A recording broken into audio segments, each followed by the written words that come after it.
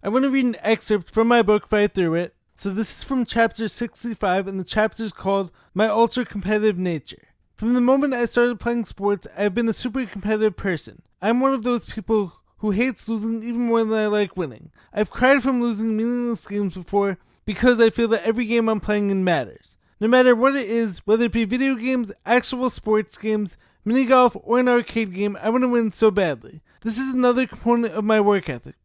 Because when you want to win so badly, you know that you have to work for it. I'm going to be skipping around a little bit. One really hard thing to accept is that you can be doing everything right with whatever it is that you are trying to achieve, putting in all the work and being smart, yet still this life has zero guarantees. What I like to say is that if you're an underdog especially, you have to do everything right, research the best ways to train/practice, what to eat, and tailor your lifestyle to your goals or whatever it may be. There's such minimal room for error, but even then there's no knowing how long it will take to achieve your goals.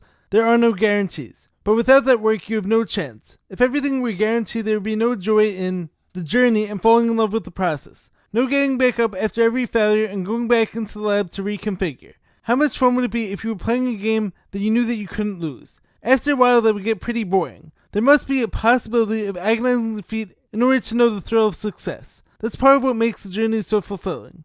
Also, what I learned is that oftentimes it's not about win or lose, the joy is in the playing. So when you take things seriously and when you go all in, this of course is a chance of agonizing defeat, but when you put your all in something, it makes it all worth it, and the journey itself can give you so much joy, as opposed to being the person who doesn't even care enough to try, or who thinks like it's cool not to care. And expanding on this, it's like going back to when I was playing basketball, when I was growing up, and like I don't care if it was intramural basketball, or AAU or travel ball, I always gave it my all, because I'm under the impression that how you do one thing is how you do everything. And that's why I believe I went further and became so much better than all the kids who were quote unquote too cool to try it and too cool to care. And I had a lot more fun playing than those kids too. Or even more recently, when I was coaching in this competitive intramural basketball league, the reason why all the kids loved it was because they all cared enough and took it seriously.